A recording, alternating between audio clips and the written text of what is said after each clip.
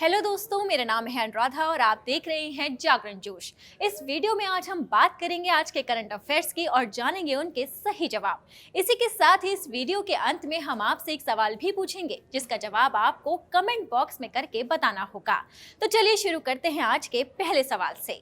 तो इस वीडियो में आप सबसे पहला सवाल पूछते हैं कि प्रधानमंत्री नरेंद्र मोदी ने हाल ही में किस राज्य में कैंसर उपचार केंद्र का उद्घाटन किया है। तो इसका सही जवाब है असम। प्रधानमंत्री नरेंद्र मोदी ने हाल ही में असम के डिब्रूगढ़ जिले में एक कैंसर उपचार केंद्र का उद्घाटन किया। इस केंद्र का निर्माण राज्य सरकार और टाटा ट्रस्ट के संयुक्त उपक्रम असम कैंसर केयर फाउंडेशन ने किया है। डिब्रूगढ़ का यह केंद्र ACCF द्वारा विकसित किए जा रहे 17 चिकित्सा केंद्रों में शामिल है। अब बढ़ते हैं अगले सवाल की तरफ। तो अगला सवाल है कि किस देश ने कच्चे रिफाइंड दोनों तरह के ताड़ के तेल का निर्माण पर प्रतिबंध लगा दिया है। तो इसका सही जवाब है इंडोनेशिया। इंडोनेशिया ने कच्चे और रिफाइंड दोनों तरह के ताड़ के तेल के निर्यात पर प्रतिबंध लगा दिया है।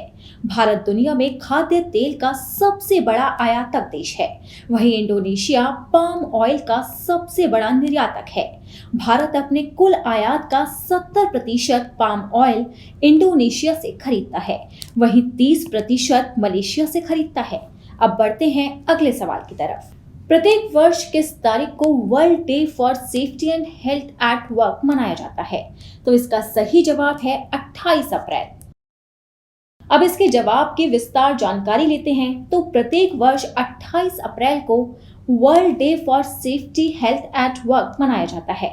यह दिन कार्यस्थल पर सुरक्षा और स्वास्थ्य के लिए विश्व स्तर पर व्यावसायिक दुर्घटनाओं और बीमारियों की रोकथाम को बढ़ावा देता है। यह एक जागरूकता बढ़ाने वाला अभियान है। इस दिवस का उद्देश्य समस्या की भयावहता पर अंतर्राष्ट्रीय ध्यान केंद्रित करना है। इस बात पर ध्यान देना है कि सुरक्षा और स्वास्थ्य संस्कृति को बढ़ावा देने एवं बनाने से काम से संबंधित मौतों और चोटों की संख्या को कम करने में कैसे मदद मिल सकती है। अब बढ़ते हैं अगले सवाल की तरफ। तो अगला सवाल ये है कि भारत और किस देश के बीच अक्षय ऊर्जा के हस्तांतरण के उद्देश्य से एक ट्रांसमिशन इंटरकनेक्शन स्थापित करने पर सहमत हुए हैं?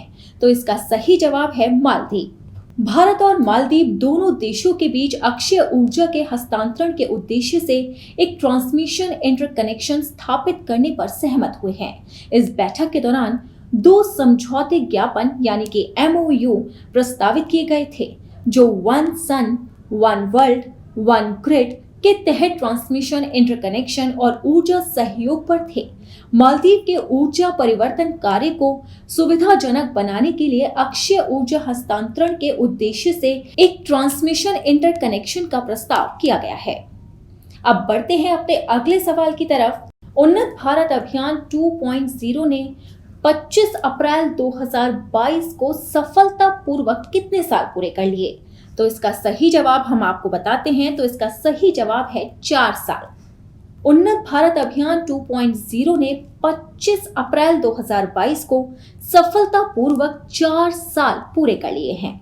इस दिन साल 2018 में UBA 2.0 को ग्रामीण विकास प्रक्रियाओं में परिवर्तनकारी परिवर्तन लाने के उद्देश्य से लॉन्च किया गया था। उन्नत भारत अभियान का उद्देश्य देश की ग्रामीण वास्तविकताओं को समझने के लिए छात्रों और उच्च शिक्षण संस्थाओं के संकायों को शामिल करना है। अब बढ़ते हैं अपने अगले सवाल की तरफ। तो अगला सवाल है कि निम्न में से कौन सी फ्लाइट स्वदेशी नेविगेशन प्रणाली यानी कि गगन का उपयोग करके विमान की लैंडिंग कराने वाली देश की पहली एयरलाइन बन गई? तो इसका सही जवाब है इंडिगो। इंडिगो स्वदेशी नेविगेशन प्रणाली गगन का उपयोग करके विमान की लैंडिंग कराने वाली देश की पहली एयरलाइन बन गई है। आपको बता दें कि राजस्थान में किशनगढ़ हवाई अड्डे पर इसकी सफल लैंडिंग की गई। इस नेविगेशन प्रणाली को केंद्र के भारत विमान पतन प्राधिकरण और भारतीय अंतरिक्ष अनुसंधान संगठन यानी कि इसरो द्वारा संयुक्त रूप से विकसित किया गया है। अब वो सवाल जो हमने आपसे अपने पिछले वीडियो में पूछा था, अब वो एक बार फिर आपको बताते हैं कि यूक्रेन युद्ध के बीच निम्न में से कौन सा देश संयुक्त राष्ट्र के पर्यटन निकाय से हट गया है? तो इसका सही जवाब रूस है। यूक्रेन युद्ध के बीच रूस संयुक्त राष्ट्र के पर्यटन निकाय से हट गया है।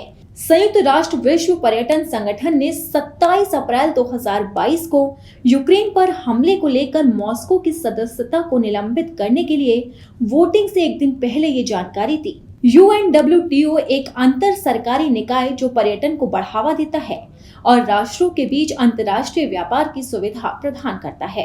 अब एक सवाल आज के लिए जिसका जवाब आप हमारे कमेंट बॉक्स में कर जरूर बताएं।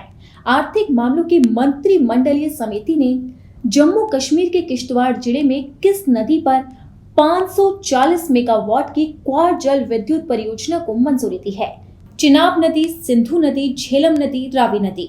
इन चारों में से जो भी सही जवाब है आप उसका जवाब हमें कमेंट बॉक्स में जरूर करें। अगर आपको ये वीडियो पसंद आया हो तो इसे लाइक और शेयर जरूर करें।